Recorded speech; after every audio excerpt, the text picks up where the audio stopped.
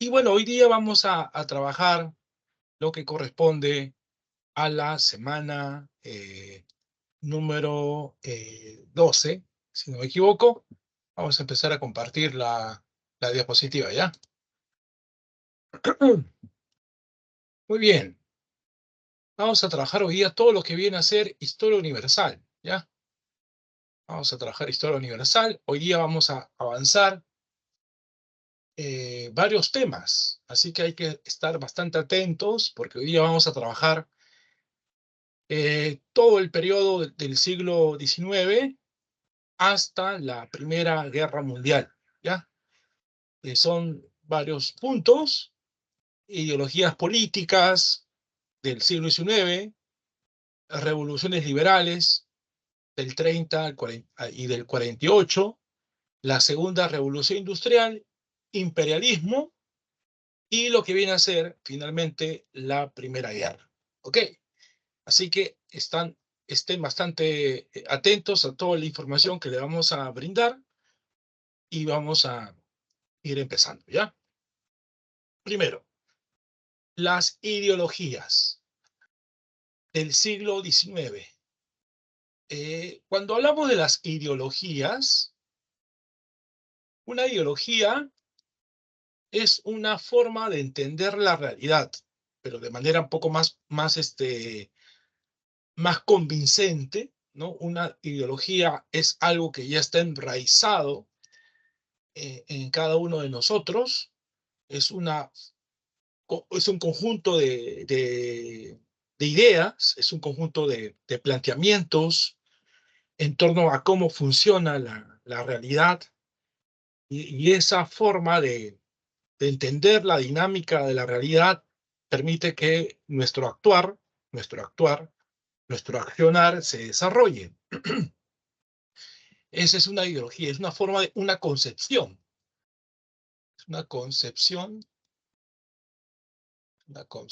de la realidad,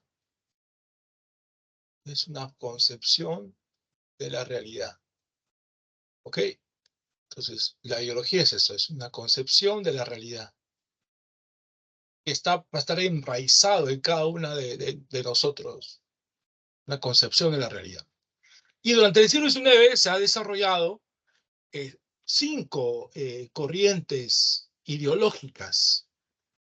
El conservadurismo, ¿correcto? Las ideas conservadoras, las ideas liberales, las ideas del nacionalismo, ¿correcto? Sabemos a los conservadores, a los liberales, a los famosos nacionalismos, el nacionalismo. Tenemos también el socialismo y el anarquismo, ¿correcto? Entonces son cinco ideologías.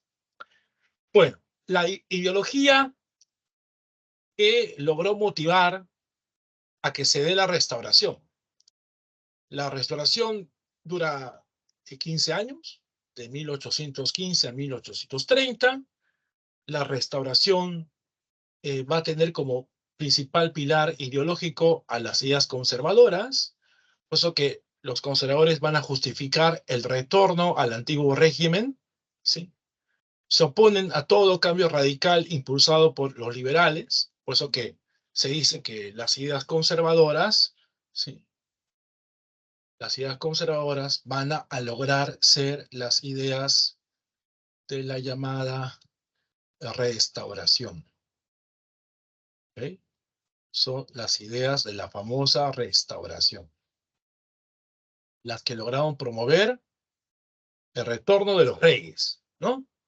Buscan mantener el orden social heredado, va a defender las tradiciones, va a defender la iglesia, y entre sus principales representantes tenemos este personaje que es el que impulsó en la reunión conocida como el Congreso de Viena, el canciller de Austria, Metternich, ¿no? Metternich. Metternich es uno de los representantes de las ideas conservadoras.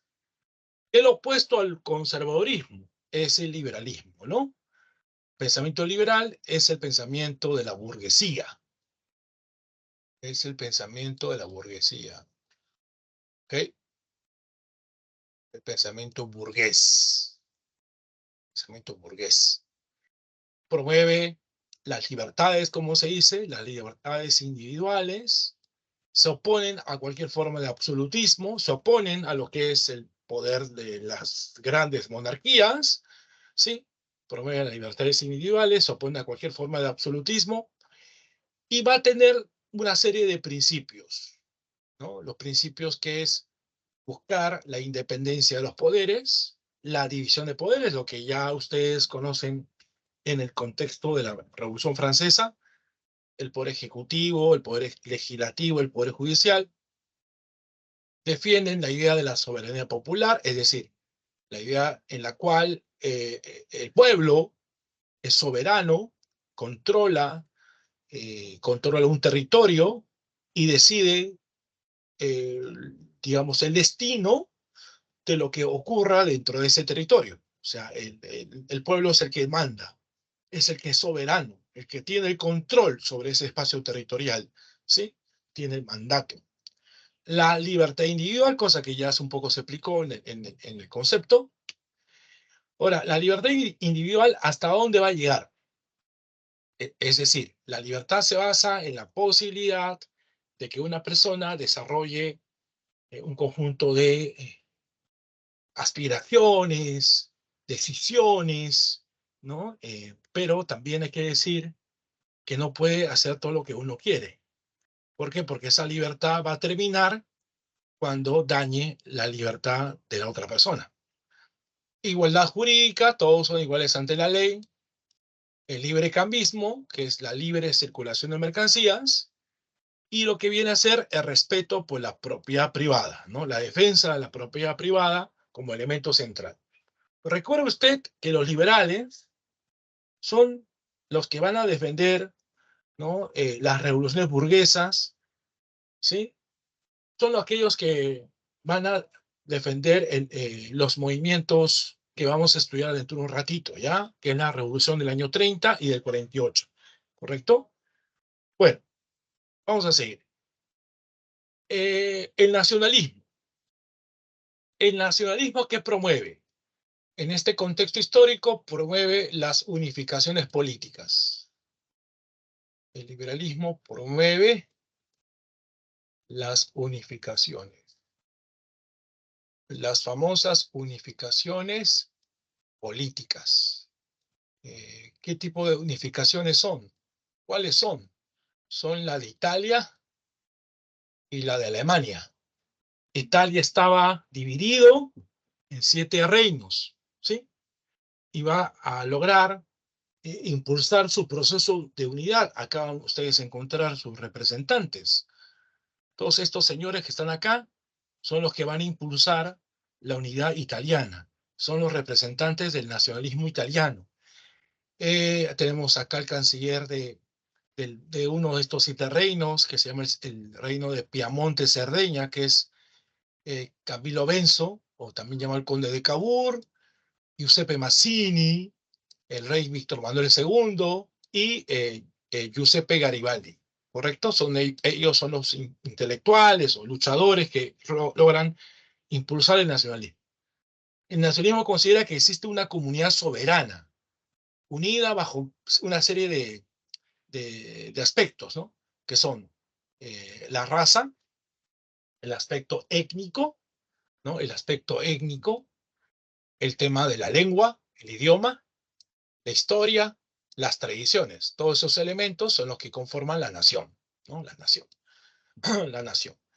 El nacionalismo va a promover la unidad, ¿no? El nacionalismo es la forma de identidad, ¿no? Es el grado de identidad que yo tengo sobre un territorio determinado. Ese territorio determinado, para que yo me identifique, tiene que haber algo que permita pues ese grado de identificación, que es el tema histórico, el tema de la tradición, el tema del idioma, el tema del aspecto étnico, ¿no? Principios. La exaltación del territorio, ¿no? Del lugar de donde uno viene, ¿no? Yo soy peruano, yo soy argentino, yo soy venezolano, ¿no? La autodeterminación política, ¿no? El grado de identificación. Y evidentemente no olvidar que el nacionalismo también está muy vinculado con la corriente romanticista, ¿no? La corriente literaria del romanticismo. ¿no? El romanticismo busca ideales, los ideales, ¿no? Y estos ideales están los ideales nacionales. Recuerda que un representante del romanticismo es el gran escritor Víctor Hugo, autor de Los Miserables. Y Víctor Hugo es un personaje que lucha en la Revolución de 1830. Muy bien. Ahora viene el socialismo. Bueno, la palabra socialismo está vinculado a la preocupación por el tema social, ¿no? O la cuestión social. Es una idea que busca la defensa de la colectividad, ¿sí? La defensa de la propiedad colectiva. Considera injustas las relaciones capitalistas, ¿no? El sistema capitalista. Y tenemos dos corrientes, el socialismo utópico y el científico. El utópico tiene la idea de poder buscar la armonía entre el empresariado y el trabajador. Los utópicos, pues ahí se llaman utópicos, porque esto es un ideal, es un sueño. Los utópicos buscan armonizar el interés del empresario con el interés del trabajador, ¿correcto? Buscan esa armonía. Buscan reemplazar la propiedad privada, que genera desigualdad social, por la propiedad colectiva, la defensa del colectivismo. Para ellos, el cambio de la sociedad debe ser pacífico y busca esa armonía social entre la burguesía y el proletariado, ¿no? El asociacionismo, ¿no? La búsqueda de crear asociaciones. Por ejemplo, uno de los que buscaba crear asociaciones, una especie de cooperativas, este señor, que es el representante de los utópicos, que se llama Charles Fourier. Fourier había promovido la creación de lo que se llama los falansterios, los famosos falansterios. ¿Ah?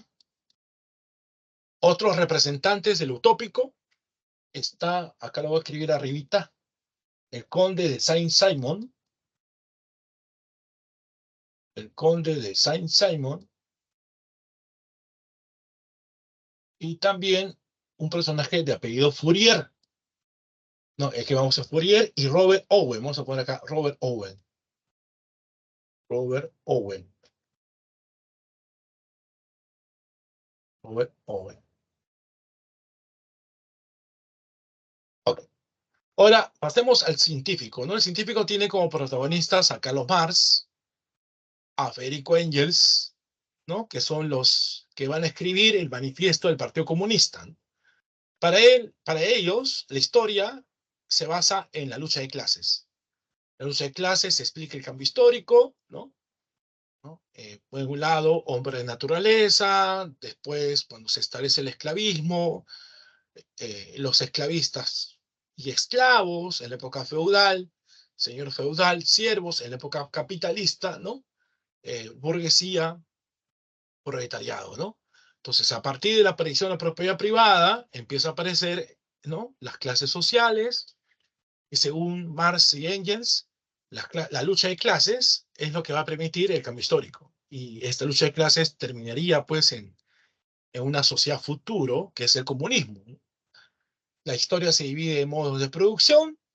Ellos plantean que para llegar al comunismo tiene que haber una fase de transición, que sería el socialismo, donde habría una dictadura, la dictadura del proletariado, ¿no? La dictadura del proletariado, y se busca eliminar la propiedad privada con el establecimiento del comunismo, ¿no? Bueno, finalmente está el anarquismo. El anarquismo va a lograr cuestionar todo tipo de mandato, ¿no? Los anarquistas cuestionan los mandatos, cuestionan todo lo que tiene que ver con los mandatos. Un mandato jurídico, un mandato económico, un mandato social, un mandato político, ¿no? Los mandatos. Promueven la eliminación del Estado, promueven la eliminación de todo tipo de autoridad que atenta con la libertad de cada individuo. Para ellos, lo más importante es buscar el autogobierno. El hombre es capaz de autogobernarse. Y por eso que van a promover comunas de autogestión. Y su frase, ni Dios, ni patria, ni ley. ¿Quién es su representante? Mikhail Bakunin, este señor que se va a pelear con Marx durante el siglo XIX. Bueno, entonces ahí tenemos las 5 ideologías del siglo XIX. Conservadurismo, liberalismo, nacionalismo, socialismo, utópico científico, anarquismo. ¿Correcto? Bueno, hasta ahí, ¿cómo vamos? Primer tema, ¿cómo vamos hasta ahí, chicos? ¿Tienen alguna pregunta que hacerme? ¿Cómo estamos hasta acá? Si no hubiera preguntas, digan conforme, por favor. Conforme, profesor. Ok, ¿los demás todo bien? ¿Todo claro? Bueno, muchas gracias, Tracy, por contestar. Ok, sigamos, ¿ah? Segundo tema, las revoluciones liberales. Estas revoluciones van a acabar con la restauración. Son revoluciones burguesas. Acaban con la restauración. Todas estas van a llegar, ¿no? A darse en Francia. Todas estas ocurren en Francia. Estas dos ocurren en Francia. ¿Ya? En Francia ocurren las dos. Y desde Francia se va a irradiar a otros escenarios. Las ideologías que están metidas en estas revoluciones liberales, como su propio nombre lo dice, es el liberalismo. Ya sabemos qué cosa es el liberalismo, que se opone al conservadurismo. También está el nacionalismo. Otra ideología que está metida acá es el nacionalismo. El nacionalismo y también la corriente, wow, del romanticismo. Acuérdense que Víctor Hugo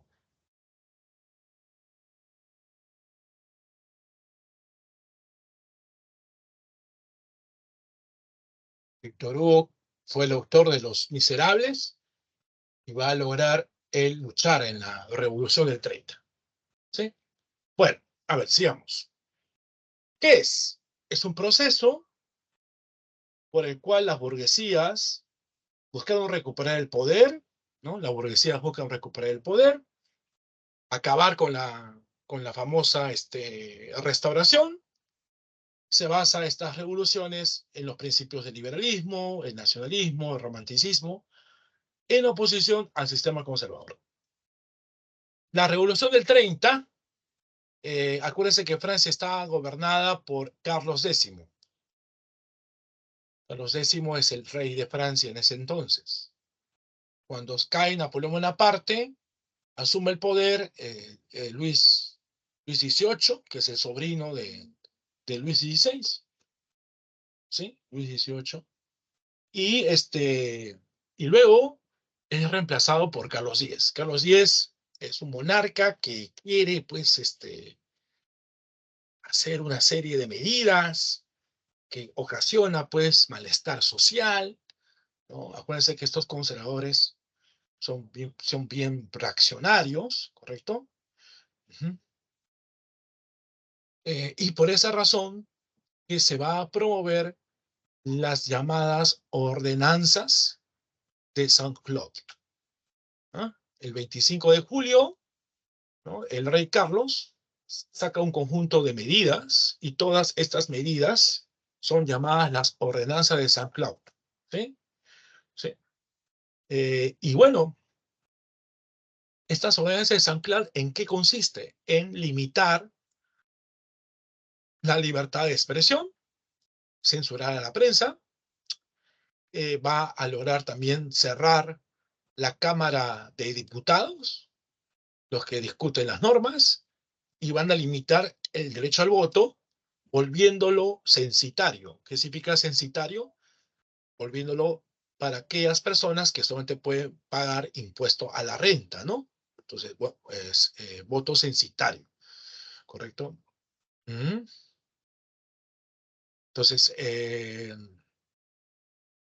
lo que va a ocurrir, va a ser impulsar la población ante esta situación, ante las ordenanzas de Saint-Cloud, van a impulsar las famosas 3 gloriosas jornadas de julio del 30, que es 27, 28 y 29, ¿no? O sea, estos 3 días, 27, 28 y 29, estos 3 días van a lograr darse, pues, este conjunto de insurrecciones, se forman barricadas en París, y es ahí donde la población, pues, está totalmente manifestándose, ¿no? En las calles, y vamos a encontrar esta pintura que va a recrear ese malestar social. Esta pintura es muy famosa. Acuérdense que San Marcos siempre pregunta imágenes ¿no? en lo que es el examen de admisión. Entonces, esta pintura se llama La libertad guiando al pueblo, ¿no? Donde vemos a esta mujer semidesnuda que está con el brazo levantado, llevando la bandera francesa, que simboliza a la libertad, ¿no? La libertad. Acá aparece el burgués, que está con sombrerito, el obrero, que está atrás, ¿no? Con una camisa blanca, y detrás está el estudiante, ¿no? Bueno, estas gloriosas jornadas de julio del 30, ¿correcto? Va a generar que Carlos X abdique. ¿Qué cosa es abdicar? Renuncia al poder. Entonces, las consecuencias es, Carlos X va a ser derrocado y se implanta una monarquía constitucional, ¿no? Donde está esta frase, ¿no? Rey reina, pero no gobierna, ¿sí? Y va a ser proclamado Luis Felipe de Orleans, más conocido como el rey burgués, más conocido como el rey burgués. Porque detrás de este rey, detrás de esta monarquía constitucional, está la gran burguesía, ¿no? La gran burguesía, por si acaso, son los banqueros, los empresarios, los artesanos, no, sí, los jefes de talleres artesanales, la gran burguesía, la gente más rica, ¿no? Bueno, entonces, esta revolución del año 30 va a tener sus repercusiones. Usted ve acá el mapa, este mapa de Europa, en donde se ve este color verdecito, ¿no? Estas ondas verdes, que es cómo se está dando los movimientos liberales de ese año, ¿no? Digamos que son aquellos lugares donde se está dando movimientos así liberales, que está en Polonia, Varsovia, está en Sajonia, Alemania, está en Módena, que es Italia, ¿correcto? Pero Sajonia y Módena pertenecían a Austria y Varsovia pertenecía a Rusia. Está en Bruselas, que es Bélgica, ¿correcto?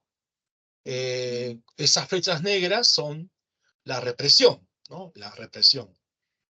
Y luego viene el color rojo, ¿no? Que está acá en Grecia y está en Bélgica. ¿Qué significa eso? Que como una consecuencia de la Revolución del 30, nacen nuevos países. Entre estos países son Bélgica y Grecia, ¿correcto? Bélgica y Grecia. Y luego viene el color moradito, ¿no? Que es el otorgamiento de una constitución. En el caso de Francia, pues es lo que promueve la monarquía constitucional, ¿no? Por ejemplo. Entonces, esa es la repercusión de la Revolución del 30. Ahora pasemos a la Revolución del año 48. El rey burgués, el rey Luis Felipe de Orleans, este es el señor, este personaje es el rey burgués, va a generar el incremento del poder económico de banqueros e industriales, ¿sí? O sea, él va a generar las condiciones para que la gran burguesía se enriquezca. Además, a pesar de que esta revolución del 30 fue liberal, este rey burgués se inclina más a actitudes conservadoras. Y por inclinarse hacia actitudes conservadoras dictatoriales, agudiza la oposición de otros sectores, clase media, proletariado, ¿no? Entonces, eso genera, pues, la revolución del 48. Las causas: la falta de reformas, se mantiene todavía el voto censitario, el voto que solamente son para aquellas personas que pagan impuesto a la renta. El proletariado está bastante grave, crítico, y también marginación social. El detonante es la prohibición de los banquetes públicos. ¿Qué eran los banquetes públicos? Los banquetes son los espacios donde la gente va a compartir, va a comer, va a tomar algo. No es un espacio donde la gente se reúne bajo la idea de compartir alimentos, comida, bebida, pero en esos lugares hay conspiraciones políticas. Los banquetes públicos son centros de conspiración. Son centros de conspiración. ¿Correcto? Son centros de conspiración. Y estos centros de conspiración, los banquetes son cerrados. Son cerrados los banquetes por el rey burgués. Esto ocasiona el levantamiento, el levantamiento social, ¿no? La jornada de febrero. Si hubo protestas en julio, va a haber protestas en febrero para el 48.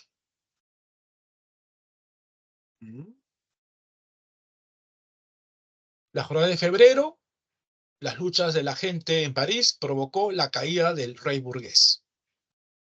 Se establece un gobierno provisional.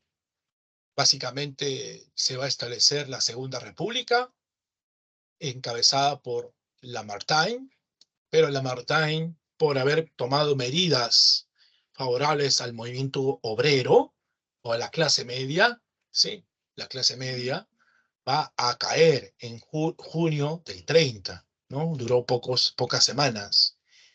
Y luego viene el elegido por la gente, un personaje que tiene un apellido muy famoso, ¿no? Es el sobrino de Napoleón Bonaparte, Luis Bonaparte, Napoleón III.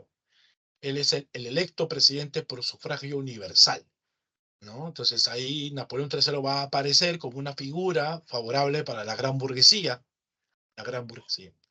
Bueno, esta es la consecuencia de la revolución del 48. ¿Sí? En un momento el rey burgués va a ser desplazado por un gobierno progresista, pero este gobierno progresista va, va a lograr, ¿correcto? Va a lograr, pues, generar, ¿no? Rechazo, ¿no? En un sector de la población, y por eso al final va a llegar a tener ese tipo de escenario en donde Napoleón III, en ese momento Luis Bonaparte, ¿no? Por haber sido familiar de este señor, Napoleón, el sobrino, va a tener apoyo de la gente popular, y esto la gran burguesía se da cuenta y va a utilizarlo como si fuera un muñeco, ¿no? Muñeco, un títere, ¿no? Un títere, ¿no? Bueno, acá en la pintura que vemos acá, Lamartine rechaza la bandera roja, que es la bandera comunista, ¿no? En favor de la bandera tricolor, la bandera francesa. ¿Qué consecuencias tiene? Bueno, caída de la monarquía constitucional porque se establece la Segunda República y va a ser elegido Luis Bonaparte como presidente de la República y luego su segundo emperador. Igual como ocurre en el año 30, para la Revolución del 48, se va a dar una propagación de este movimiento social, y esto se conoce como la famosa primavera de los pueblos, ¿no? O sea, la influencia del 48 genera la llamada primavera de los pueblos. Levantamientos en diferentes escenarios de Europa, ¿no? Bueno, entonces este es el segundo tema que tengo que ofrecerles. No sé si hasta acá tienen alguna pregunta que hacerme. Si no, digan conforme también. Conforme, profesor.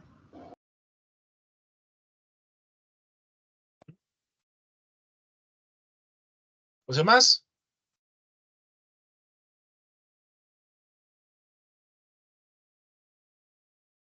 Ok, perfecto. Muchas gracias por confirmar que todo está bien. Vamos a entrar al tercer tema. La segunda revolución industrial. Bueno, la segunda revolución industrial viene a ser más amplia que la primera, ¿no? Más amplia. Se desarrolla en diferentes campos. El campo automotriz, el campo siderúrgico, el campo bélico, el campo farmacéutico, ¿no? Se desarrolla en diferentes campos. Se desarrolla en varios países, en varios países. Esta empieza en 1870, ¿sí? Y termina en 1914. O sea, desde 1870 hasta 1914 se da la segunda revolución industrial. Bueno, es la segunda etapa del proceso de industrialización, así como también la expansión del trabajo mecanizado. ¿Qué es el trabajo mecanizado? Pues el trabajo que va a darse con el obrero, en donde el obrero va a realizar una parte de toda esa actividad industrial, ¿no? Se va a llevar a cabo, pues, la producción en cadena, como se dice, ¿no? Para poder producir más mercancías, y estas mercancías van a estar eh, más, más baratas, ¿correcto? Porque existe pues el apoyo de la máquina, ¿correcto? De, digamos, estos sistemas de producción mecanizada que posibilita que la burguesía tenga más ganancias, ¿correcto? Pero también este proceso de expansión, ¿no? Va a generar también enfrentamientos, contradicciones, ¿no? Enfrentamientos de las potencias europeas por el control de mercados, lo que vamos a observar más adelante con la Primera Guerra Mundial, ¿no? Las fuentes de energía de la segunda revolución industrial son dos: el petróleo y la electricidad. El petróleo, como ustedes saben, es llamado el oro negro, el oro negro, y se extrae del subsuelo, ¿no? Del subsuelo. La electricidad va a permitir también, ¿no? Lograr hacer que las máquinas puedan tener movimiento, ¿no? Movimiento. La electricidad se da a partir de la construcción de centrales hidroeléctricas. Una de las centrales hidroeléctricas es el Niágara, ¿no? Acuérdense que la presencia de cataratas va a generar la caída de agua tan fuerte, ¿correcto?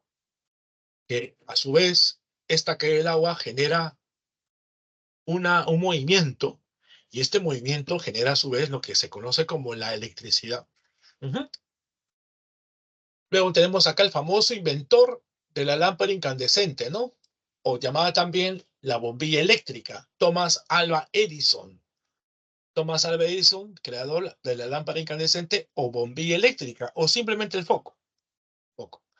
Con la creación de Thomas Alva Edison se da posibilidad a que la oscuridad pueda tener, ¿no? Una luz artificial, que es la luz de la energía eléctrica, ¿no? Thomas Alva Edison, por si acaso es norteamericano, logró inventar, ¿correcto? ¿Sí? Logró inventar, ¿no? Como lo que se dice, ¿no? 100 inventos.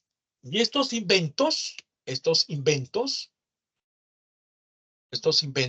van a ser patentados. Van a ser patentados por Edison. ¿Qué cosa es una patente? Un registro para que nadie pueda copiar lo que tú estás haciendo, ¿no? Y gozar de esta autoría, ¿no? Entonces, Edison también va a buscar patentar todos sus inventos y evitar que haya competencia contra él. Bueno, luego vemos esta imagen, que es una pintura impresionista de Monet, que se llama La estación de ferrocarril de San Lázaro. El uso del ferrocarril se extendió por medio de transporte masivo por el comercio. Sí, el ferrocarril se convirtió en el sistema de transporte más común durante esos años, como sería hoy día el bus, ¿no? Siendo la cantidad de kilómetros de vías de ferrocarril un indicador de desarrollo de dicho país. Claro, para esa época, quien tiene más vías férreas es un país más avanzado. Y eso ocurre, por ejemplo, con los Estados Unidos, ¿no? Los Estados Unidos va a promover la construcción de una gran cantidad de vías de ferrocarril, ¿no? Vías férreas de ferrocarril. Muy bien. ¿Cuáles son las características? Las características que vamos a encontrar. Primero, las industrias empiezan a tener un desarrollo científico, tecnológico, hay nuevas máquinas, ¿correcto? Nuevos elementos que van a permitir elevar la producción. Vamos a tener tres países, principalmente los que van a van a destacarse, ¿no? Por un lado está Estados Unidos, ¿sí? Se da la hegemonía económica, tecnológica de Estados Unidos y también Alemania. Va a ser Gran Bretaña desplazada del poderío norteamericano y alemán, pero el tercer país va a ser Japón, ¿ya? No hay que olvidar que Japón también está en esa lista de países industrializados, ¿sí? Japón. Los japoneses eran una monarquía, pues, absoluta, ¿no? Japón había logrado, pues, desarrollarse en su industria a partir de un cambio, ¿no? De los que gobiernan ese imperio nipón. En este caso, este cambio se llama la revolución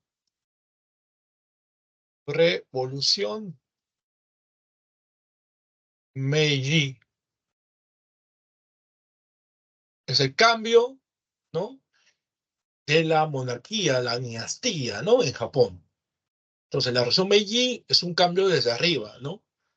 Los gobernantes son desplazados por otros, la dinastía Meiji, y a partir de esa dinastía se empiezan a incentivar una serie de cambios para modernizar a Japón.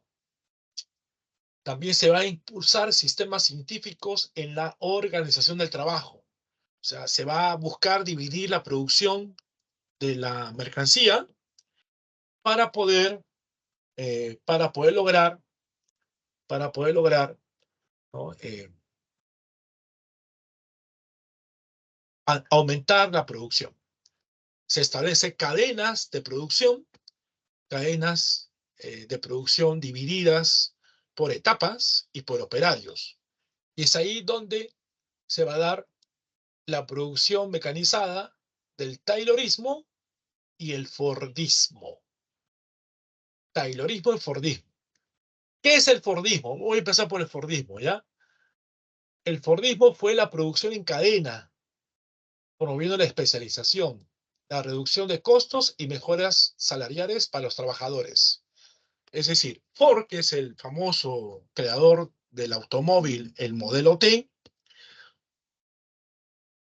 Ford va a lograr dividir en etapas la producción del automóvil, es decir, unos obreros se dedican a poner las llantas, otros obreros se dedican a poner el motor, otros el capó del carro, ¿no?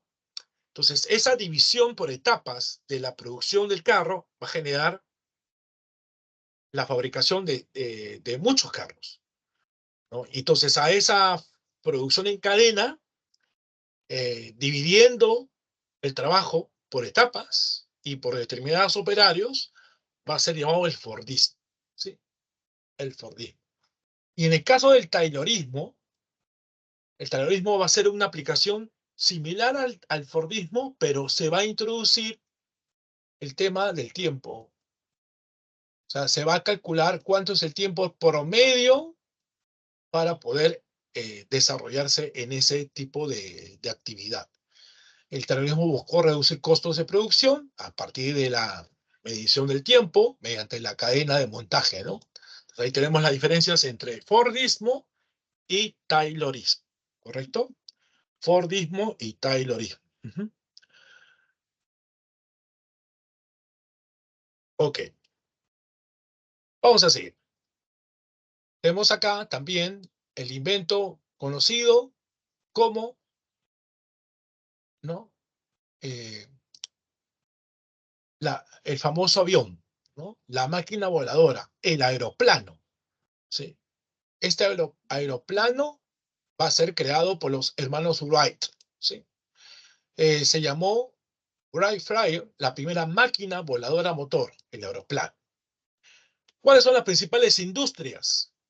La industria eléctrica para el alumbrado público primero, después ya se aplica para las fábricas y después para los medios de transporte.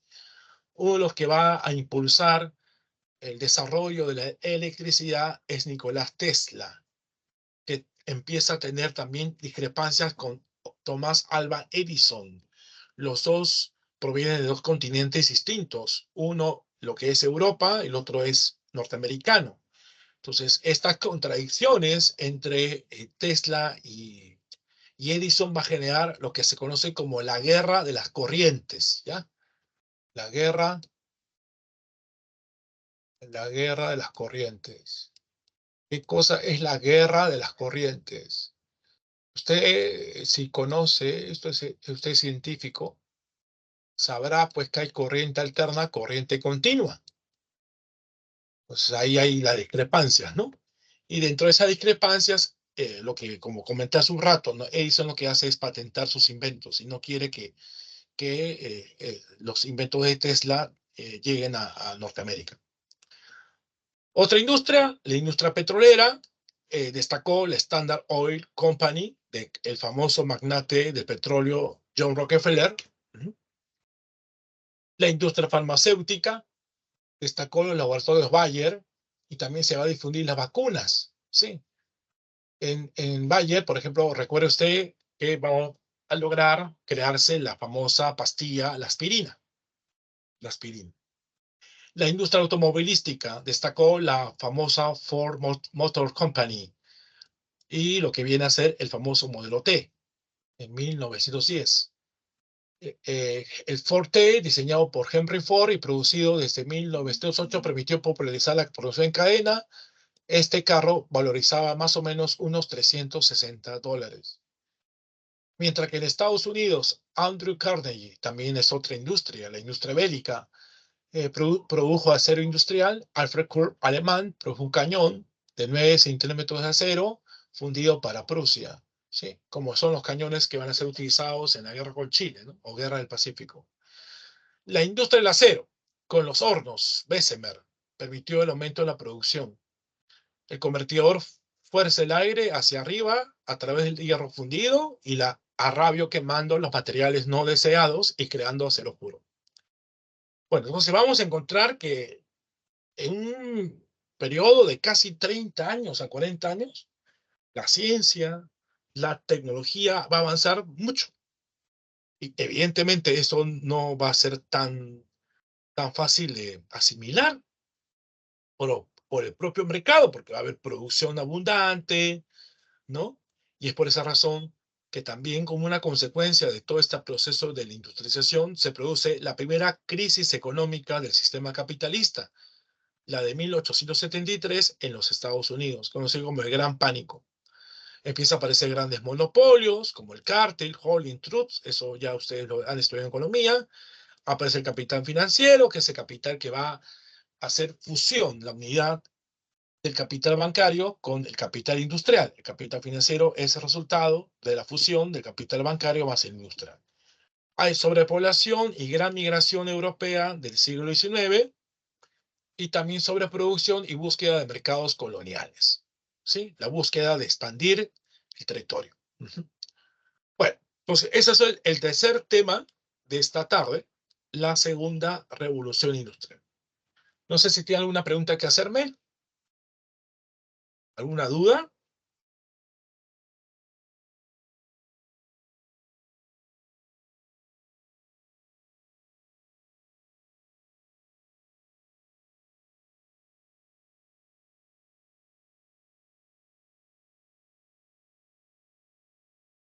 ¿Alguna pregunta hasta acá? ¿Señor Villan, conforme? Conforme, profesor. Ok. ¿Los demás? ¿Dónde está Tracy acá en clase nada más? Tracy, acá hay varios alumnos y ¿dónde estás tú sola? Solo me contestas.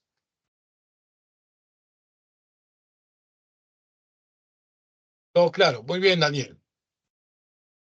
Muy bien. Ok. Vamos a seguir. Entramos al imperialismo. El imperialismo es consecuencia del desarrollo industrial de los países potencia. Lo que busca la gran burguesía es continuar avanzando, desarrollándose, y bueno, vamos a encontrar que las burguesías necesitan pues expandirse, buscar materias primas, mercados, mano de obra barata, ¿no? Entonces, ¿qué es el imperialismo? Es una forma de dominación. Una forma de dominación política y económica de una metrópoli sobre otros menos desarrollados, ¿no? ¿Qué es una metrópoli? Es la gran ciudad, ¿no? Esa gran ciudad que controla, pues, diversos territorios. Controla lo que va a ser colonias y semicolonias. Este imperialismo va de la mano durante el desarrollo de la segunda revolución industrial. Y de 1870, va de 1870 a 1914. ¿Cuáles son las características? Pues que habrá extensos imperios. Básicamente el imperio británico, el imperio francés, también el imperio alemán, el imperio italiano, por ejemplo, ¿no? Se va a dar la exportación de grandes capitales a sus zonas de influencia, ¿no? Que es el capital financiero, se da la exportación de capitales, ¿no? Lo que es la inversión sale de la potencia y se va hacia la colonia o semicolonia. Aparecen empresas multinacionales. Una empresa va a tener sus sucursales, ¿sí? Como la famosa Standard Oil, que es la empresa de Rockefeller, que tendrá su sucursal en Perú, que se llamará la IPC, la International Petroleum Company. Cuando una empresa sale de su lugar de origen y va a empezar a dominar otros mercados diferentes a los de su sitio natal, se llama transnacional, ¿no? Acuérdense, tras va más allá. ¿Por qué ocurre el imperialismo? Porque hay una sobreproducción, se ha producido tanto que ya se necesita, pues, lograr, correcto, tener el control de otros territorios, de otros escenarios, ¿no? Uh-huh. ¿Sí? Bueno, eh, también se da la búsqueda de mercados, materias primas. Búsqueda de mercados y materias primas. Políticamente, se da la búsqueda de un prestigio internacional, porque son potencias, buscan un control geopolítico, buscan dominar territorios, que si bien es cierto, no hay un recurso importante, pero por su ubicación, que permite acceder a otros escenarios, lo voy a controlar, lo controlo, ¿no? Esto va a pasar, por ejemplo, con los Balcanes. Los Balcanes, ahora que vamos a hablar de la Primera Guerra Mundial, los Balcanes son bastante interesados en su control por parte de Alemania, por ejemplo. Alemania veía en los Balcanes no como un territorio que tiene muchos recursos, sino porque tiene una salida al mar Mediterráneo, control geopolítico, ¿ya? Causas ideológicas, el nacionalismo que promueve, ¿no? La expansión territorial, esta idea de creerse los mejores, esta idea eurocéntrica de pensar que Europa está por encima de todo el mundo. Esa es una actitud también racista. La labor misionera, ¿no? Difundir la fe, la misión civilizadora, ¿no? Difundir pues la gran civilización, son cosas que se justifican, ¿no? Que se justifican en el desarrollo de estos pueblos. Socialmente se da un aumento poblacional, ¿no? Un aumento poblacional a nivel social, y por eso que también se necesita salir de su lugar de origen para poder vivir en otros escenarios más confortables, más cómodos, ¿no? A ver, dibujos, caricaturas que están acá. Tenemos acá la caricatura del presidente Roosevelt. Si ustedes ven, Roosevelt está en la mano con un gran garrote, ¿no? The Big Stick, el gran garrote. ¿Sí? Es la política de este presidente a inicio del siglo XX, ¿no? Su política del gran garrote, el Big Stick, va a ser aplicada para dominar el Caribe, ¿sí? Para dominar los territorios que están en la zona del Caribe, lo que viene a ser Centroamérica. ¿Qué significa el gran garrote? Si yo veo que tú estás saliéndote de mi dominio o saliendo con la influencia que tengo, entonces yo te aplico mano dura, ¿no? Por eso ahí viene el tema de Big Stick, el gran garrote. Luego tenemos a este hombre de color, hombre africano, gigante, que está durmiendo sobre un árbol, ¿no? De Sleeping, ¿no? Sticks. Muestra un gran hombre africano sentado dormido. Y los chatitos, estos enanos que están ahí, son varios países, representan a varios países europeos que están reclamando partes de África, ¿sí? Plantando banderas etiquetadas como Inglaterra, Portugal, Bélgica, Turquía, Italia, Alemania, España y Francia. Están reclamando el control de ese hombre que está gigante, que está durmiendo, ¿no? Y es lo que va a ocurrir, ¿no? África va a ser un continente que sufre mucho por la influencia y el control de los países imperialistas. Antes va a sufrir. Bueno, sigamos. Un aspecto importante viene a ser el reparto justamente del continente que estamos hablando. África. África. Durante los años de 1884 a 1885, el canciller Otto von Bismarck, que es el que se encuentra acá, Bismarck, va a lograr promover el reparto de África. Va a haber una reunión, son 15 países potencia que se van a reunir y van a repartirse África como si fuera una torta de chocolate. ¿Sí? Van a participar principalmente las potencias europeas. Los objetivos, establecer los criterios para la intervención colonial en África, por eso que se dice que la conferencia de Berlín va a ser el reparto de África. Y acá vemos el África que está dividido en colores. Por ejemplo, tenemos, ¿no?, al Reino Unido, el color rojo, España, color amarillo, Italia, color verde claro, Francia, moradito, Alemania, color, vamos a decir, naranja, Portugal, verde, verde oscuro, y Bélgica, color crema. Bueno, imperios coloniales europeos. En la época de Inglaterra, durante el gobierno de la reina Victoria, se tiene control de la India en Asia, Egipto, Sudáfrica en África, América, Canadá, Belice, Oceanía, Australia. Francia con Napoleón III, Indochina en el Asia, Argelia en África, Guyana en América, Oceanía, Nueva Caledonia. Alemania, Camerún en África, Oceanía, las Islas Marianas. Sí. Bueno, en esta caricatura vemos la civilización imponiéndose en China, donde se muestra el corte de la cola tradicional de los nobles chinos, y en la parte superior vemos la imagen del canciller de hierro, Otto von Bismarck, artífice de la Conferencia de Berlín, como ya mencioné, y que produjo el reparto colonial del continente africano. Y luego tenemos en esta caricatura, se llama Del Cabo al Cairo, en alusión a una supuesta guerra entre lo que viene a ser civilización, la que trae Europa, y barbarie, la que trae África. Bueno, antes de continuar, me gustaría también hacer unos apuntes, ¿no? Unos apuntes importantes, porque creo que hay que comentar algunas cosas que no están en esas diapositivas. A ver, vamos a abrir la pizarra para apuntar algunas cosas. Hablemos un poco más de estas potencias imperialistas, ¿ya?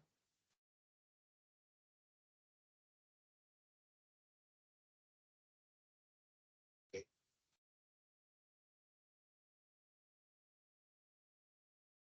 ok. Vamos a poner acá potencias imperialistas. Como ya mencioné, la más importante, ¿cuál es? Es Gran Bretaña.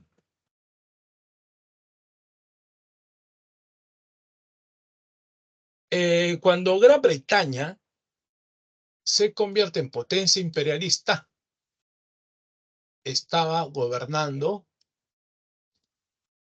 la reina Victoria. A esto se conoce como la era victoriana. ¿Ok? Eso se llama la era victoriana. La reina Victoria con la llamada era victoriana. Sí. Pero, como ustedes saben, Gran Bretaña era una monarquía constitucional, donde el rey es reina, pero no gobierna. Las decisiones lo toman el Parlamento, a través de sus primeros ministros,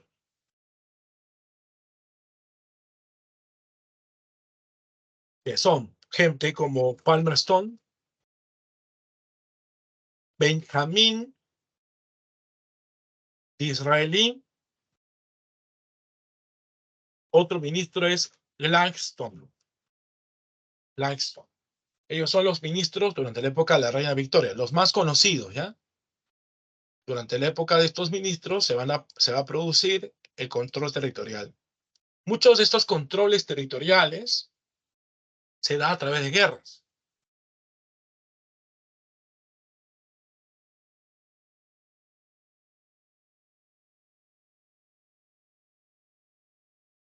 Una guerra muy famosa son las llamadas guerras del opio. Esta guerra del opio va a ser contra China. Contra China, ¿correcto? Son las famosas guerras del opio, son guerras que se dan contra los chinos. Contra los chinos. ¿Qué? Bueno, contra los chinos. Esta guerra del opio contra China, en Gran Bretaña se consigue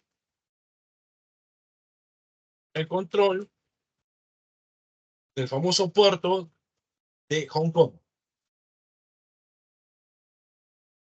Hong Kong. ¿Ok? Fue la guerra del opio. Luego, están las famosas guerras Anglo-Boers. Esta es contra Holanda. Esta guerra es por el control de dos regiones, que son Transvaal y Orange.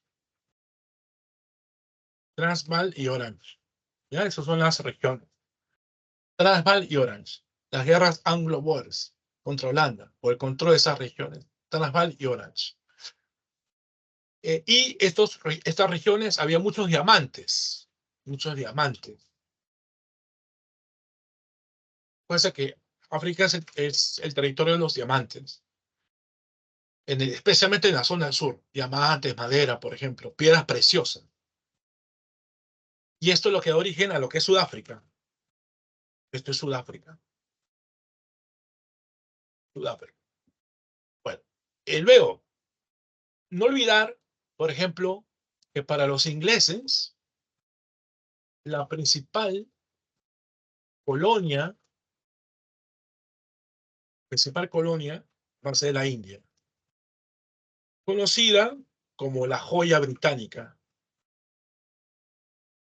Joya británica. La joya británica, la India, por la producción, la abundante producción de algodón.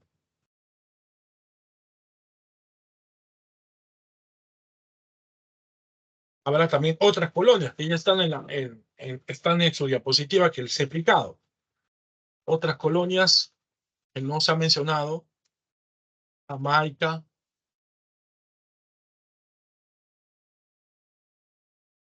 las Bahamas, las Islas Malvinas, por ejemplo, Nigeria en África. ¿Okay? Otras colonias son, ya de los famosos ingleses. ¿Mm? Muy bien. Luego, eh, hablemos de Bélgica, ¿ya?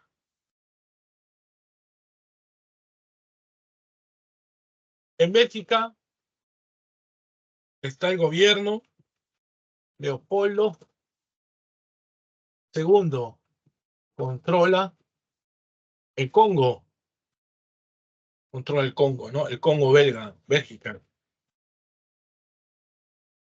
Portugal. Esto fue pregunta de examen de admisión San Marcos. Hace algunos años. Controla lo que es Angola. Portugal. Luego tenemos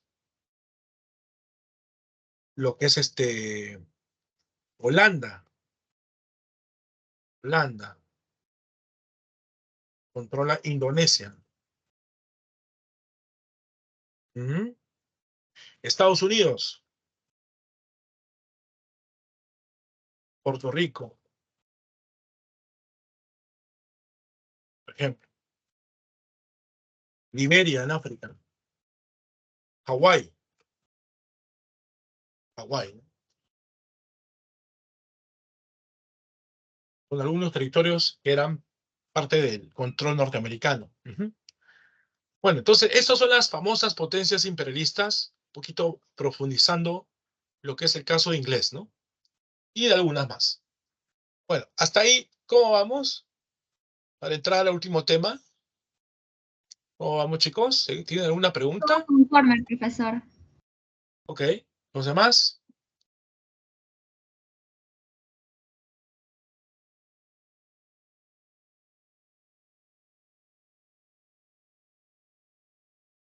¿Alguna pregunta hasta ahí? ¿Todo claro? Ok, entonces vamos a entrar a lo que viene a ser el último tema, ¿ya? El último tema es la Primera Guerra Mundial. Vamos entonces a empezar. A ver, la Primera Guerra Mundial es también llamado la Gran Guerra.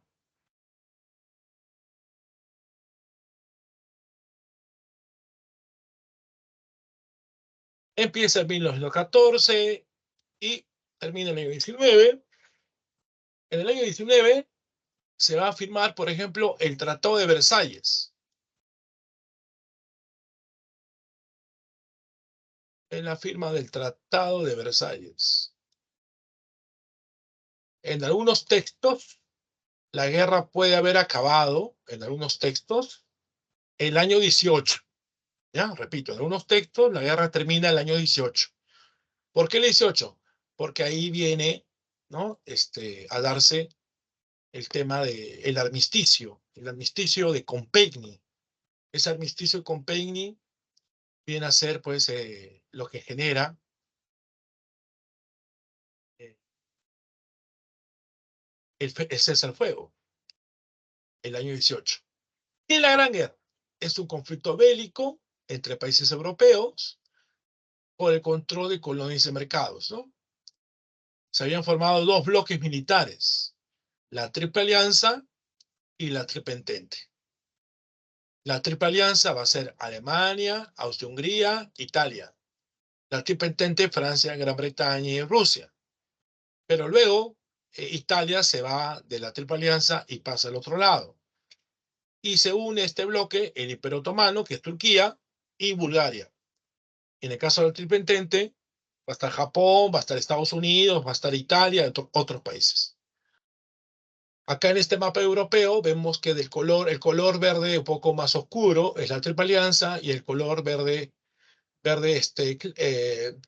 claro es la Triple Entente.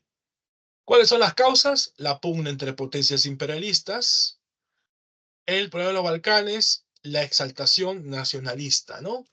Ya, para hablar de esto, vamos a hacer un apunte, ¿ya? Vamos a mencionar otras cosas. No sé si van a copiar sobre esto o tomar foto. Si van a tomar foto, pantallazo, por favor, lo voy a sacar a la cuenta de 3, ¿ya? 1, 2, 3. Ya, entonces vamos a sacar y acá poner Primera Guerra Mundial. Causas. Uno es la expansión imperialista. de las potencias. En esta expansión imperialista se va a observar, por un lado, Alemania versus Inglaterra y Francia.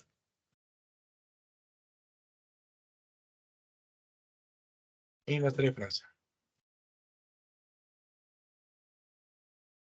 Alemania es una potencia industrial, pero no tiene abundantes colonias. Y Inglaterra y Francia sí tienen. Sí tienen.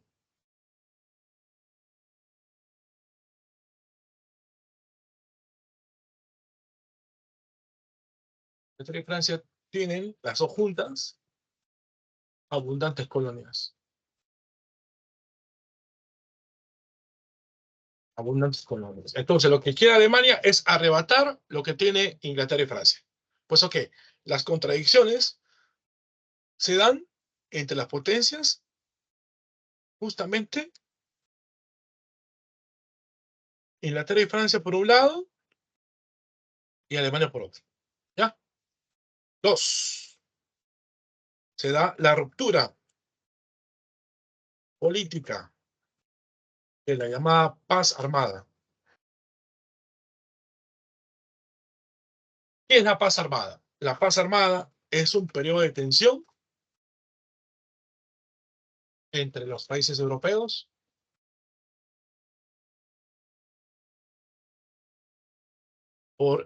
ante la posibilidad de una guerra a gran escala. ¿Sí? Ahora, durante ese periodo de tensión entre los países europeos por una guerra que puede empezar a gran escala, que sería la Primera Guerra Mundial, estos países van a empezar a armarse. ¿Sí? Estos países desarrollan la carrera armamentista. ¿Correcto? Esa es la segunda razón. Tercera razón, la formación de bloques. Estos bloques ya se lo saben, es la Triple Alianza versus la Triple Entente. Cuarta causa, el control sobre territorios determinados. Por ejemplo, los Balcanes. ¿Cuál es la importancia de los Balcanes? ¿Es por los recursos que posee? No. Una zona montañosa. De recursos no hay muchos, sino va a ser por su salida al mar Mediterráneo. ¿Quién quiere buscar esto? Alemania está en disputa versus Rusia. Luego viene el control de dos zonas que se llama Alsacia y Lorena, que son dos provincias que antes pertenecían a Francia y Alemania les arrebató. O sea, acá tenemos la pugna entre Alemania versus Francia. O sea, ya son disputas muy particulares, ¿no? 5. El desarrollo de los nacionalismos. Uno es el pangermanismo. Es pangermanismo, viene a ser pan grande, inmenso. Germanismo, viene Alemania, ¿no? Pangermanismo, el control alemán sobre el territorio. Y el pan-eslavismo, son los eslavos. Los eslavos es un grupo étnico que está dispersado, principalmente por Europa Oriental, por Rusia. No tienen país. Entonces, estos eslavos están siendo, su interés de ser una nación, está siendo canalizados por un país pequeño que está en los Balcanes, que es Serbia. Es Serbia. Y justamente este tema del nacionalismo va a generar pues la guerra mundial, ¿no? ¿Por qué? Porque el pretexto de la guerra es el asesinato del archiduque Francisco Fernando. que es heredero de la corona de Austria-Hungría. Este señor está visitando Sarajevo. Sarajevo es la capital de Bosnia y Herzegovina. ¿Ya? ¿Qué hace este señor de Austria-Hungría visitando Sarajevo? Lo que pasa es que en 1908 Austria-Hungría había logrado anexar Bosnia. Y bueno, esto es algo que no le gusta a los serbios. Serbia está pegada para el otro lado de Austria-Hungría. Entonces ellos piensan que los que van a continuar serían ellos, ¿no? En ser anexados, ¿no? Anexados. Entonces el famoso asesinato del archiduque Francisco Fernando origina el famoso estallido de la Primera Guerra Mundial, ¿no? Antecedentes, la paz armada. Y ya expliqué que la paz armada es el periodo de tensión entre las potencias, entre los países europeos, ante la posibilidad de una guerra a gran escala. En esa época empiezan a formarse bloques militares, que ya dije, ¿no? El Triple Alianza Antipenitente, ¿no? Bueno, entonces la guerra va a darse así. ¿Cómo empieza la guerra? Vamos a comentarlo en el borrador. Comentamos algunas cositas en este borrador.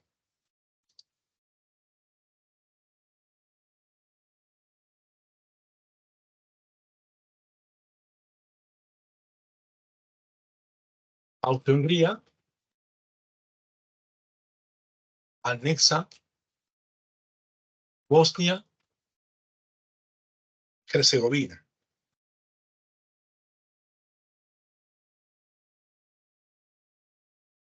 ¿No? Y este imperio se está acercando hacia el resto de los Balcanes. Y es ahí donde aparece esta agrupación secreta, la Mano Negra, ¿no?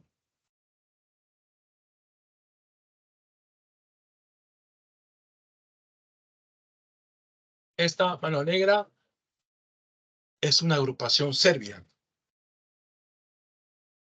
Los serbios, influenciados por el nacionalismo eslavo, deben a que Austria-Hungría ocupe ese territorio después.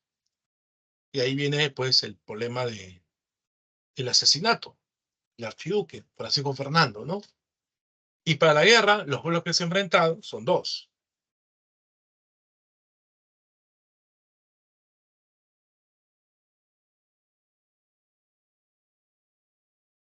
Es los imperios centrales, que es Alemania, Austria-Hungría. Ahora ya no está Italia, sino va a entrar Bulgaria y Turquía. Y Turquía. O también llamado el Imperio Otomano, ¿no? Luego vienen los aliados. En los aliados están los demás países. La Gran Bretaña, Francia, Rusia, Italia, Serbia, Japón. ¿Qué hace Japón en la Guerra Mundial? Aprovecha la Guerra Mundial para quitarle territorios a los rusos, a los alemanes, ¿no? Esa es la idea de los japoneses. Mientras que los otros están distraídos en la guerra, Japón, ¡pim!, le quita las colonias que estos rusos y alemanes tienen en el Asia, ¿no? Bueno, y otros países más. A ver, presidente del Perú.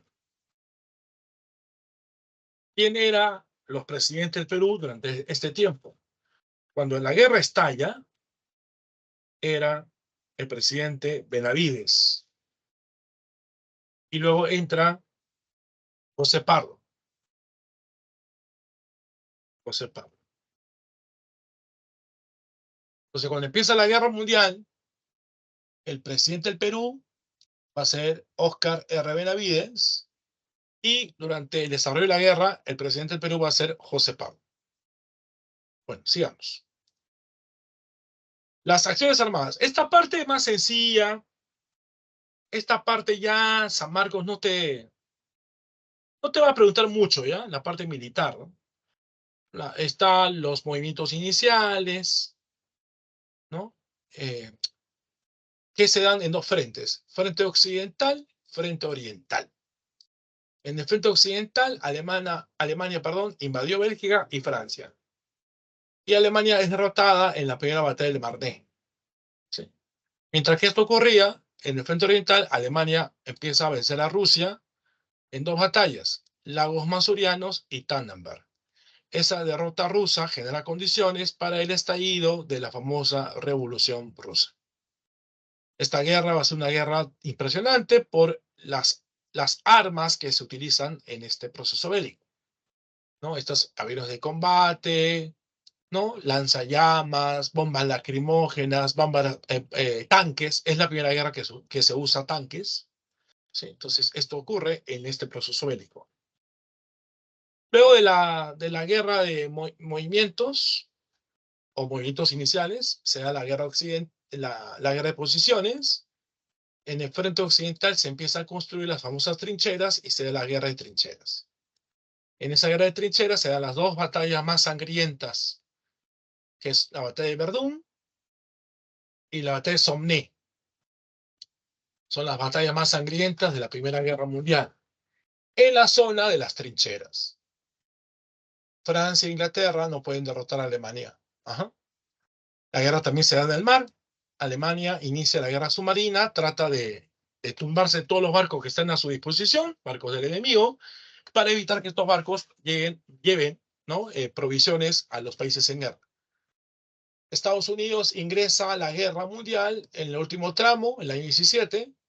Antecedente es el hundimiento de Lusitania, el año 15, y el famoso telegrama secreto llamado telegrama de Zimmerman, que pedía que México intervenga en la guerra mundial, apoyando a los aliados, pero esto no se logra dar porque se descubre este telegrama. Como mencioné, esta guerra es la primera en que se utilizan los tanques. Acá tenemos la ametralladora Maxim, de fabricación inglesa, usada en las guerras coloniales y la Gran Guerra. La guerra termina cuando Rusia firma con Alemania el Tratado de Brest-Litovsk, después de su revolución, una revolución socialista. Lenin empieza a aparecer como la figura principal. Alemania va a lograr, pues, firmar con los rusos este tratado, donde Rusia se retira de la guerra mundial y a cambio de ceder territorios a los alemanes. Estados Unidos compensa la salida de Rusia y favorece a los aliados ya para la parte final, ¿no? Para la parte donde los imperios centrales son derrotados por los aliados. Esto es el mapa europeo donde vamos a observar las principales batallas, ¿no? En el frente occidental, la batalla de Somme, la batalla de Marne, la batalla de Verdún. En el frente oriental, la batalla de Tannenberg y Lagos Masurianos. Y no olvidar que esta guerra también empezó a estrenar lo que son los submarinos. Y obviamente con sus torpedos, ¿no? En el frente occidental, la guerra termina con la derrota alemana. En la segunda batalla del Marne se firma el armisticio de Compiègne, donde Alemania se va a rendir, y después se va a firmar el Tratado de Versalles. Alemania va a ser responsable de la guerra mundial, pierde todas sus colonias, entrega territorios a países vecinos y debe pagar una fuerte indemnización. Se reducen sus fuerzas militares a 100.000 efectivos. Ante ello van a empezar a aparecer movimientos nacionalistas. Uno de ellos es el famoso partido nazi de Adolfo Hitler, ¿correcto? Consecuencias: 20 millones de muertos, desintegración de los grandes imperios, se desintegra Austria-Hungría, se desintegra Turquía, se desintegra Rusia. Empiezan a aparecer nuevos estados en Europa: Finlandia, Polonia, Estonia, ¿no? Yugoslavia, por ejemplo, se divide el imperio austrohúngaro y nacen nuevos países, Austria, Hungría y Checoslovaquia. Se crea una entidad, ¿no? A partir de la propuesta del presidente de Estados Unidos, que son los famosos 14 puntos de Wilson. Estos 14 puntos del presidente Wilson va a lograr ser el elemento clave para poder impulsar la creación de la Sociedad de Naciones. ¿Qué busca la Sociedad de Naciones? Preservar la paz mundial. Bueno, acá vemos algunas imágenes. Acá este soldado que está sentado, todo triste, se llama la pintura Tras la batalla. Acá vemos una representación de la firma del armisticio con Pegny, que es el cese al fuego, donde los representantes alemanes firman su rendición. Este es el logo de la Sociedad de Naciones. Y luego viene esta imagen que se llama Enterrando a los Muertos. Cuando el cañón se detiene, hay palas en la tierra, ¿no? Este es una caricatura como consecuencia de toda la cantidad de muertos que se dan. A ver, quiero por favor hablar un poco de Wilson. A ver,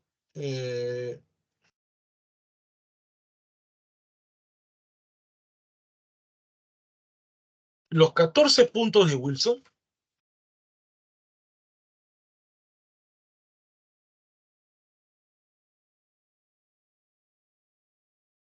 es un nombre al presidente de Estados Unidos, que se llama Woodrow Wilson. Este presidente va a lograr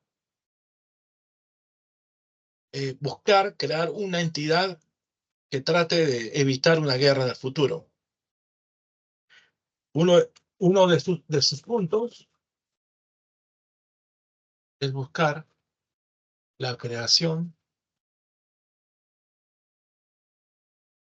de una entidad supranacional que mantenga la paz mundial. Esta entidad va a ser llamada la Liga o Sociedad de Naciones.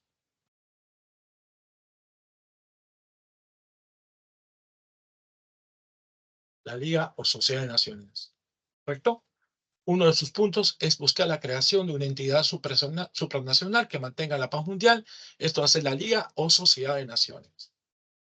Pero cuando se cree esta Sociedad de Naciones o Liga, Estados Unidos no lo va a integrar, a pesar que inspiró para su creación.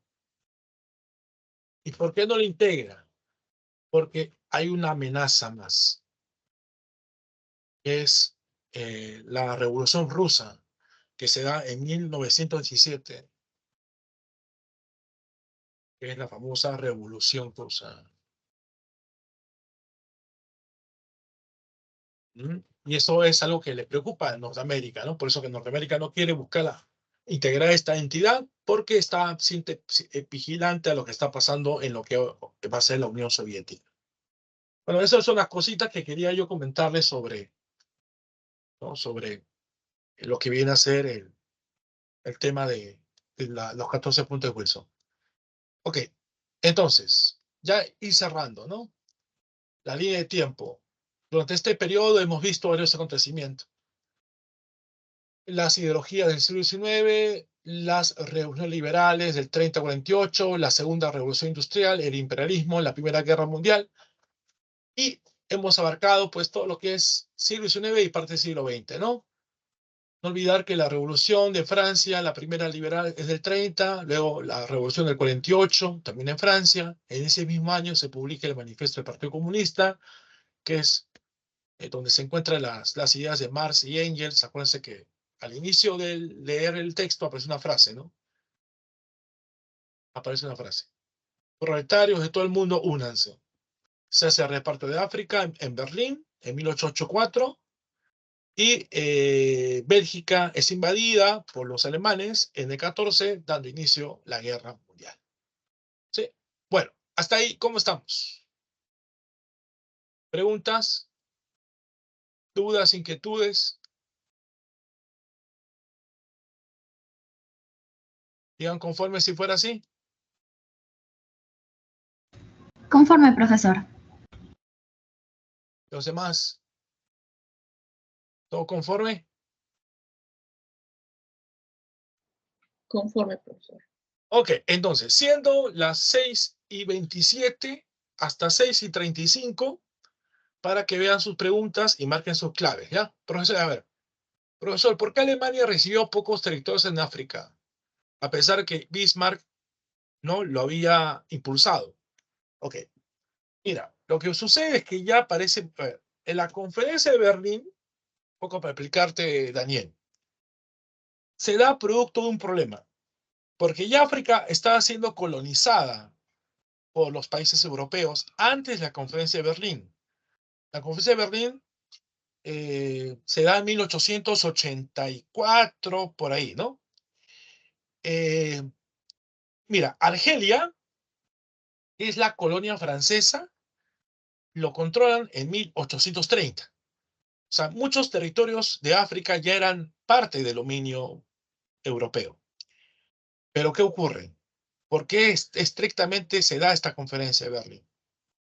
Porque para esos años, Bélgica se mete en África, controlando el Congo. El Congo, si tú ves el mapa, se encuentra en el medio del continente africano. Entonces, Leopoldo II, que es el rey, bastante astuto, bastante vivo, dice, ya, yo controlo todo lo que es el río Congo, ¿no? Pero no solamente dice eso, dice, yo quiero controlar el río Congo y sus afluentes, que son los ríos que nacen del Congo, porque dice, como yo controlo el Congo, el río Congo, entonces a mí tengo el derecho de controlar los afluentes, ¿no? Es como que alguien diga, yo controlo la vía expresa, pero también controlo las vías que salen y entran hacia la vía expresa. ¿Por qué? Porque la vía expresa es el centro de todo, ¿no?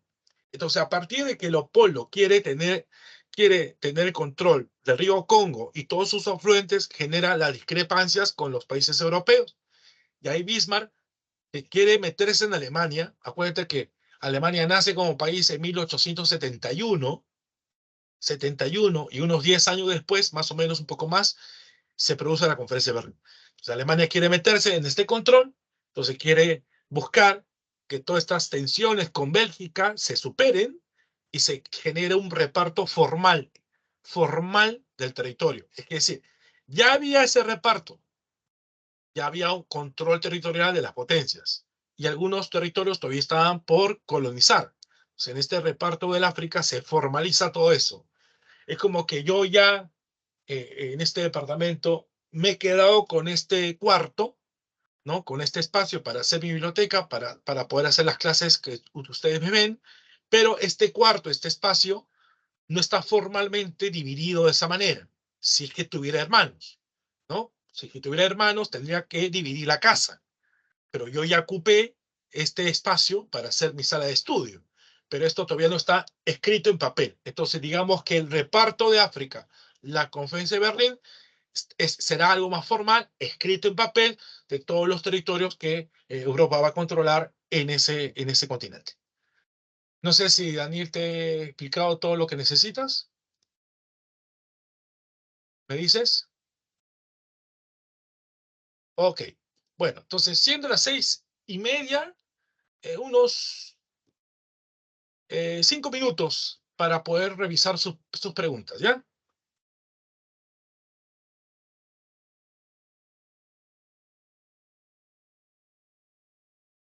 Ok, 5 minutos para revisar sus preguntas.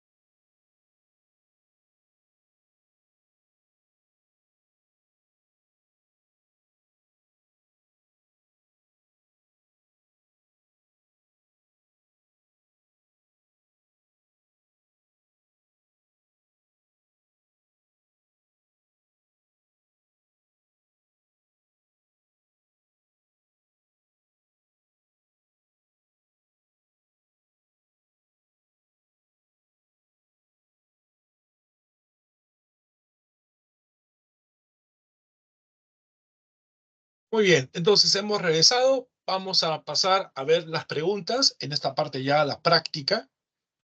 Vamos entonces a compartir el material y ustedes me van a decir qué clave es, ¿ya?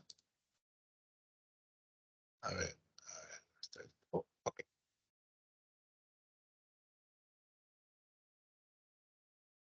Dice, los cambios ocurridos desde el siglo XVIII provocaron el surgimiento de diversas corrientes de pensamiento en el siglo XIX, las cuales podrían ser opuestas unas a las otras. Entre las principales ideologías que se desarrollaron destacan conservadurismo, liberalismo, anarquismo, socialismo y nacionalismo. ¿Cuál de los siguientes enunciados corresponde al pensamiento conservador? 1. Justifica el retorno a la defensa del antiguo régimen.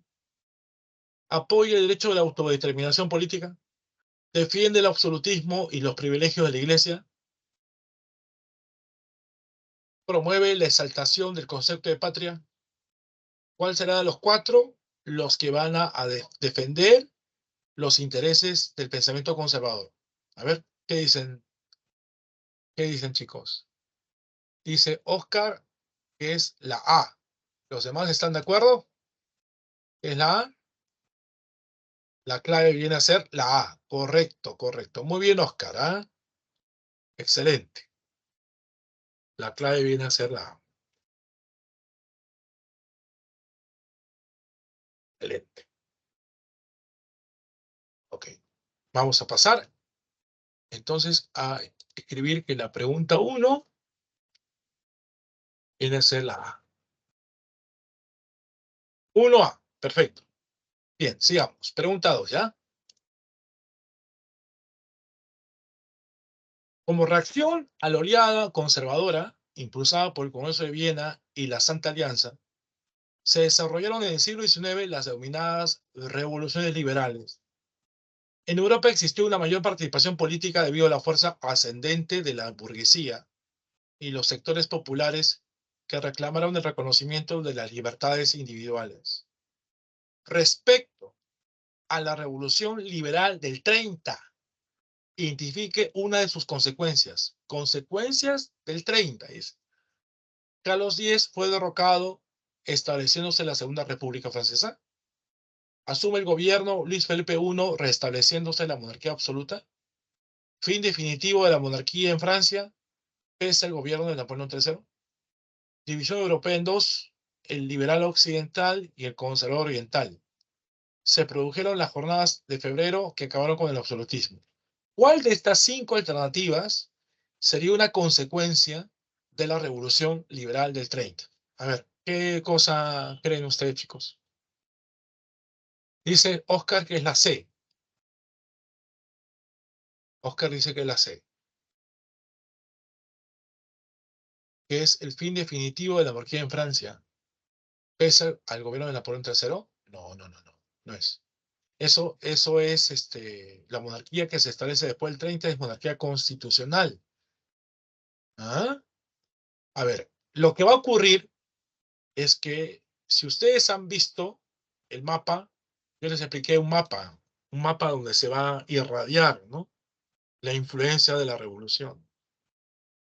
Se va a observar que Europa se divide en dos.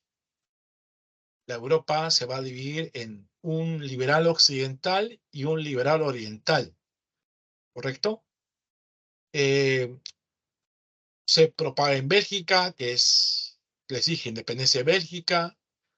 También hay influencia en Alemania, Suiza, en Italia. Algunas fracasaron. Entonces se va a producir que hay un liberalismo en Francia e Inglaterra y un conservadurismo en Austria y Rusia, ¿no?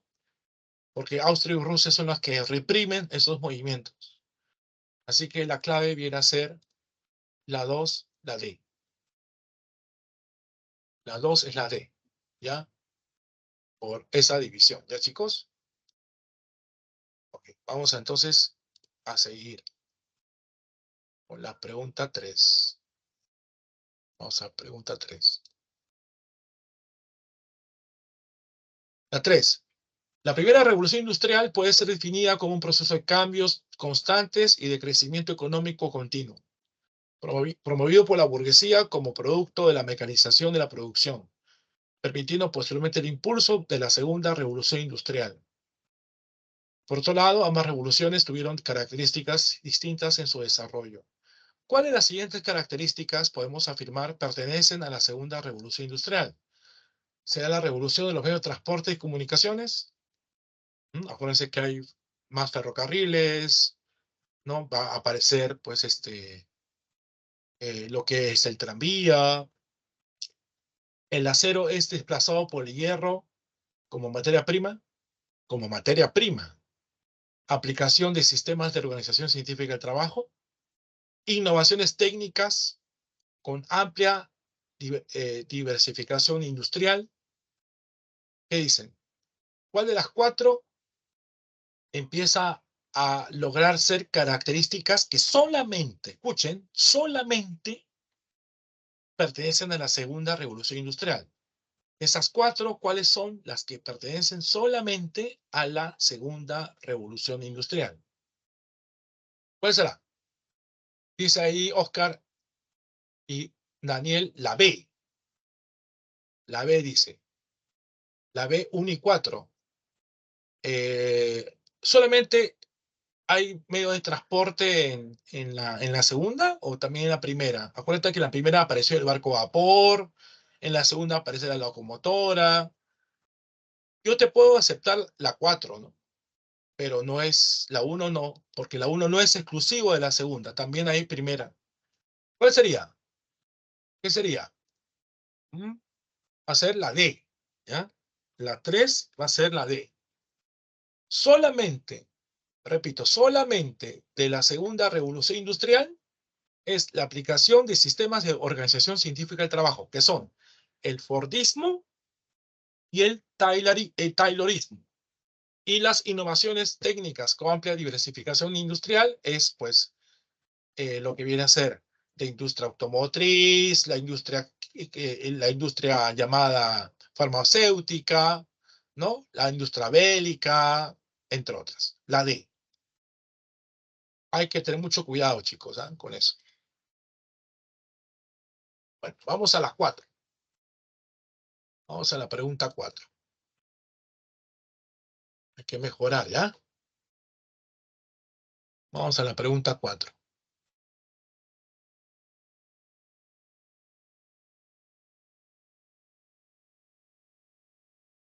Dice, la conferencia de Berlín fue convocada por el canciller alemán Otto von Bismarck en 1884. En ella participaron las principales potencias europeas, además de Estados Unidos y el Imperio Turco Otomano, para establecer los criterios a los que debían sujetarse las potencias que buscarán intervenir en África.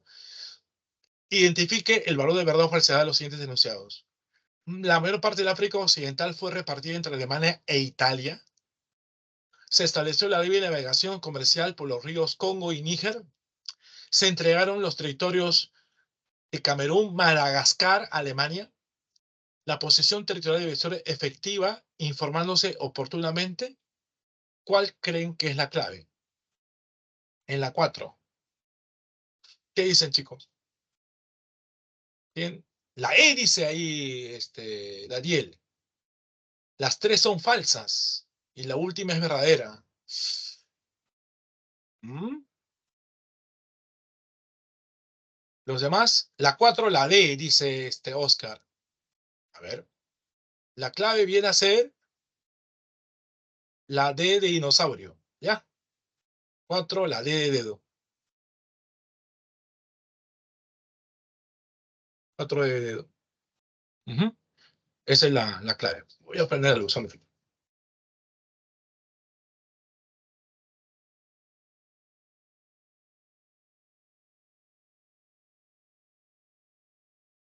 Ok. Entonces pasemos a la última pregunta, ¿ya? La pregunta 5. La 4 de la D. A ver, vamos a ver la pregunta 5. 5.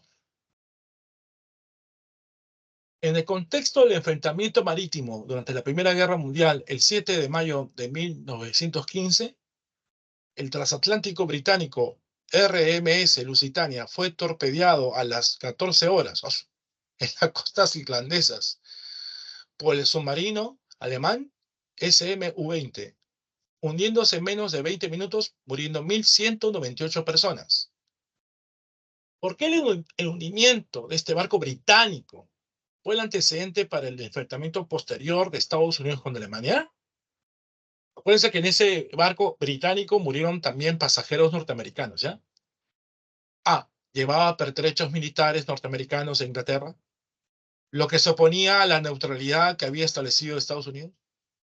Alemania rompió las leyes internacionales de soberanía marítima establecidas en la Convención Internacional de La Haya. Ocasionó la muerte de más de 100 civiles norteamericanos, generando una condena por parte de la opinión pública. Se interceptó el telegrama Zimmermann dirigido por Alemania al gobierno mexicano para su ingreso a la guerra. Inició la guerra submarina irrestricta establecida por el gobierno alemán contra toda embarcación del Atlántico. ¿Qué clave creen que es? 5A, dice Oscar. 5A. ¿Estás seguro? Dice que en ese barco llevaba pertrechos militares norteamericanos a Inglaterra. Ese barco es de pasajeros civiles, es un barco de transporte civil, no era un barco de transporte militar. ¿Qué clave será? La clave C, ¿correcto? Muy bien. La 5C. Lo que ocasiona, ¿sí? Lo que ocasiona, digamos que Estados Unidos esté preocupado por lo que está pasando es la muerte de pasajeros civiles en ese barco, pasajeros norteamericanos.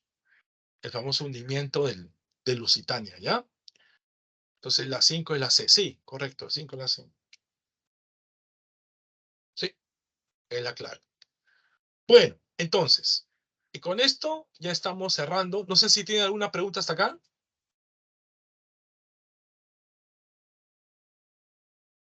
¿Tiene alguna duda? ¿Alguna inquietud? Aún tenemos un minuto, creo, para poder hacer una pregunta o una inquietud. Si no, digan todo conforme. ¿Todo está claro? Ok, perfecto. Bueno, entonces, sería hasta acá la clase. Hay que ir ya viendo que estamos casi ya en las últimas semanas de enero. Y bueno, ya queda poco tiempo para acabar el ciclo, ¿no? El ciclo, ¿no? Aprovechar estas clases virtuales, ustedes son los responsables de este último tramo. Ya vienen, ya vienen los demás temas que son un poquito más complicados, así que hay que ir repasando, estudiando, ¿no? Todo lo que falta, ¿no? Bueno, entonces eso sería todo. Y nos vemos hasta la siguiente semana, ¿no? La siguiente semana continuamos con las clases, que es el día 26, el último viernes de enero. Uf, ya se va enero. La última clase de enero es el próximo viernes. Listo. Nos quedamos hasta acá. Chau, chau. Cuídense.